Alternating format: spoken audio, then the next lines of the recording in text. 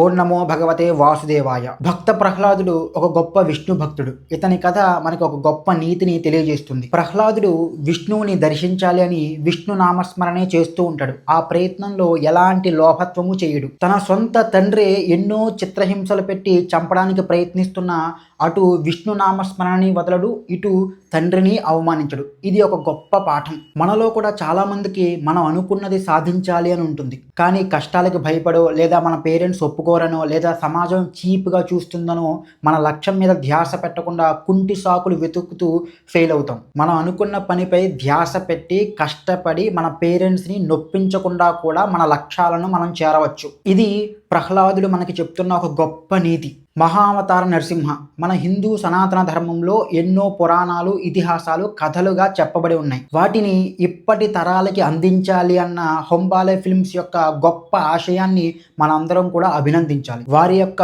కార్యదీక్షలో ఎంతో భక్తి, శ్రద్ధ కనిపిస్తున్నాయి. ఈ మహావతార నరసింహ సినిమాని దర్శకుడు చాలా అద్భుతంగా తెరకెక్కించాడు. అసలు ఈ సినిమాని యానిమేషన్లో తీయాలి అనుకోవడమే ఒక గొప్ప నిర్ణయం. ఎందుకంటే మన పురాణ ఇతిహాసాలలో వివరించిన విధంగా ఆథెంటిక్గా విజువల్ రిప్రజెంటేషన్ని మేకర్స్ చేయగలిగారు. ఈ సినిమాకి అతి పెద్ద ప్లస్ పాయింట్ స్టోరీ బోర్డ్ అనేది చాలా సినిమాలకి, పెద్ద సినిమాలకి చేస్తూనే ఉంటారు, కానీ మేకింగ్ రియల్గా చేయడం వల్ల స్టోరీ బోర్డ్లో ఉన్న ఒక 50% విజువల్ కూడా రియల్గా రాదు. కానీ ఈ సినిమా యానిమేటెడ్ ఫిల్మ్ అవ్వడం వల్ల ఫ్రేమ్స్లో కానీ విజువల్స్లో కానీ ఆ బ్యూటీని 100% రప్పించగలిగారు మేకర్స్. కొన్ని విజువల్స్, ఫ్రేమ్స్ అయితే కనుక ఎక్స్ట్రాడినరీగా ఉంటాయి. ఈ సినిమాలో 2 మేజర్ యాక్షన్ ఎపిసోడ్స్ ఉంటాయి.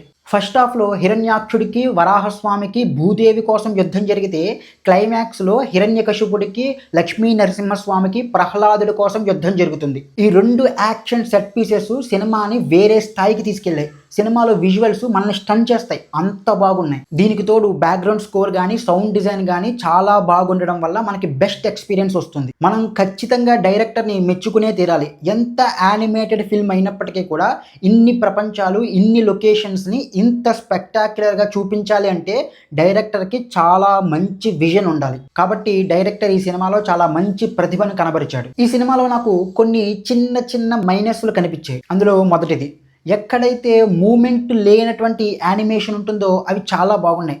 కానీ ఎక్కడైతే మూమెంట్ ఉంటుందో అంటే like facial expressions, lip sync, walking, running, మెట్లు దిగడం, ఇలాంటివి ఆ యానిమేషన్ అంతగా బాగాలేదు. ఇది ఖచ్చితంగా సరి చేసుకోవాలి. 2, నేను ముందు చెప్పిన 2 యాక్షన్ ఎపిసోడ్స్ని తప్పిస్తే మిగతా ప్రొసీడింగ్స్ ఏమీ కూడా సినిమాలో అంత ఎగ్జైటింగ్గా లేవు. 3, సినిమా ఎమోషనల్గా డిస్కనెక్ట్గా ఉంది అన్న భావన కలిగింది నాకు. ఎందుకంటే హిరణ్యకశిపుడు ప్రహ్లాదుని ఎన్ని చిత్రహింసలు పెడుతున్నా సరే అవేమీ కూడా ప్రహ్లాదుడికి దరి చేరవు.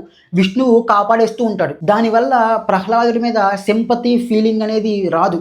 ఇక్కడ సింపతి ఫీలింగ్ వర్కౌట్ అయితేనే హిరణ్యకశిపుడి మీద కోపము అనే ఎమోషన్ వర్కౌట్ అవుతుంది. ఈ ఎమోషన్స్ని బిల్డ్ చేయడంలో డైరెక్టర్ కొంచెం ఫెయిల్ అవ్వడం వల్ల క్లైమాక్స్లో నరసింహస్వామి హిరణ్యకశిపుడిపై ఎంత ఉగ్రరూపాన్ని చూపిస్తున్నా సరే మనకి ఆ ఎమోషనల్ అడ్రినల్ హై అనేది రాదు. అసలు ఈ కథలోనే వన్ ఆఫ్ ద హైలైట్ ఏమిటి అంటే కనుక నరసింహస్వామి ఆ స్తంభంలో నుంచి బయటికి రావడం అనేది one of the best highlight.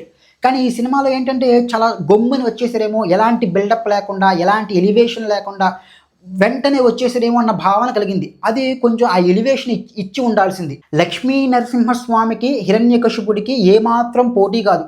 హిరణ్యకశిపుడు బలవంతుడు అయి ఉండొచ్చు, కానీ లక్ష్మీ నరసింహస్వామి అక్కడ ఉన్నది.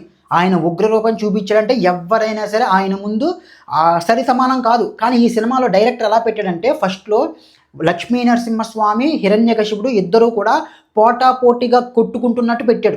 అది నాకు నచ్చలేదు. లక్ష్మీ నరసింహస్వామి ఒక్క గర్జితో ఒక్క గుద్దు గుడితే ఆ సింహంలాగా హిరణ్యకశిపుడు పడిపోవాల్సింది, అంతే. అక్కడ పోటీతత్వం అనేది పెట్టకుండా ఉండాల్సింది. అలాగే అనదర్ మేబీ బ్యాడ్ డిసిషన్ అన్న కానీ రాంగ్ డిసిషన్ ఏంటంటే లక్ష్మీ నరసింహస్వామి అవతారంలో ఉన్న స్వామి మాట్లాడడం. అంటే ఆ మాట్లాడడం వల్ల ఏమవుతుందంటే అతను కూడా దేవుడు కాదు, అతను కూడా నార్మల్ పర్సనే అన్న ఫీలింగ్ తగ్గిపోయింది. ఆ ఆరా అనేది తగ్గిపోయింది.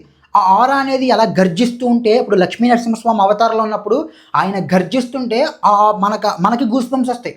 కానీ ఎప్పుడైతే అతను నార్మల్ మనిషిలాగా మాట్లాడుతున్నాడో ఆ ఆరా అనేది తగ్గిపోయింది. అది కూడా ఒక రాంగ్ డిసిషన్ అనిపించింది నాకు. మళ్ళీ ఇంకో మైనస్ నాకు అనిపించింది ఏంటంటే ఇది డెలిబరేట్ డిసిషనే, పిల్లలకి అర్థం కావాలి, నచ్చాలి అని పెట్టారు. అదేంటంటే డైలాగ్స్ మరీ వాడుక భాషలో ఉన్నాయి. కొంచెం గ్రాంథికంలో ఉంటే కనుక బాగుండేమో అనిపించింది నాకు. మరీ వాడుక భాషలో ఉన్న డైలాగ్స్. That's it. ఇవి పెద్ద మైనస్లు ఏమీ కాదు. ఖచ్చితంగా చూడండి. మీరు ఒక స్పెక్టాక్యులర్ అంటే యానిమేషన్లో ఇంత మంచి స్పెక్టాక్యులర్ మూవీని, ఇండియన్ సనాతన ధర్మం గురించి, వాటిలోని ఇతిహాసాల గురించి చెప్పే కథలు రావాలి. వాటిని మిస్ అయిపోతారు చూడకపోతే. సినిమా ఎప్పుడూ కూడా ప్రజలలో, ఆడియన్స్లో విజ్ఞానాన్ని పెంచాలి, జ్ఞానోదయాన్ని పెంచాలి అని నమ్మే వ్యక్తిని నేను. ఈ సినిమా అది 100% చేస్తుంది. నాకు ఎప్పుడూ కూడా దేవతల్ని, రాక్షసుల్ని చూస్తున్నప్పుడు ఒక డౌట్ వచ్చేది. దేవతలు తప్పులు చేస్తున్నారు, రాక్షసులు తప్పులు చేస్తున్నారు. ఇక దేవతలకి, రాక్షసులకి తప్పే ఉంది. ఇంద్రుడు చేసిన తప్పులు ఇంకెవ్వరూ చేయరేమో. ఇది ఎక్కడ సరి సమానం? దేవతలేమో ఎక్కడో స్వర్గంలో, రాక్షసులేమో ఎక్కడో అంధకారంలో, పాతాళ లోకంలో ఉండడం ఏంటి? ఇది ఈక్వల్గా అనిపించలేదు. వాళ్ళు తప్పులు చేస్తున్నారని భావన కలిగేది. కానీ దేవతల్ని వేరు చేసేది ఏంటంటే ఒక మంచి మార్గదర్శకం. ఇప్పుడు ఫర్ ఎగ్జాంపుల్ హిరణ్యకశిపుడిని కానీ, హిరణ్యాక్షుని కానీ శుక్రాచార్యుడు అనే ఒక గురువు వాళ్ళని తప్పుడు మార్గంలో నడిపిస్తూ ఉంటాడు. కానీ అదే మీరు ఇంద్రుడు హిరణ్యకశిపుడి యొక్క భార్య కాయాధుని ప్రెగ్నెన్సీగా ఉన్నప్పుడు తీసుకుని అపహరించుకుని వెళ్ళిపోతుంటే నారద మహర్షి మధ్యలో వచ్చి మార్గదర్శనం చేసి ఇంద్రుడిని ఒప్పించి ఆవిడ్ని ఒక ఆశ్రమంలో వదిలిపెడతాడు. ఇదే మార్గదర్శకం. ఇది మనుషులకు కూడా వర్తిస్తుంది. మనం మంచి వైపు వెళ్ళాలా, చెడు వైపు వెళ్ళాలా అన్నది మనల్ని నడిపించే ఒక మార్గదర్శకం ఉంటేనే మంచి మార్గదర్శకం. గురువులు ఉంటారు ప్రతి ఒక్కరికి, కానీ ఆ గురువు ఎంత మంచి వేలో మనల్ని నడిపిస్తున్నాడు అనేది చాలా ఇంపార్టెంట్. ఫైనల్ వర్డ్ ఏంటంటే, ఈ వీకెండ్ హరిహర వీరమల్లు లేదా ఫెంటాస్టిక్ 4 లాంటి కొన్ని బ్యాడ్ సినిమాలని కాకుండా మన కథని చెప్తున్న మహావతార నరసింహ మూవీని చూడండి. అస్సలు డిసప్పాయింట్ అవ్వరు. That's it. జై హింద్.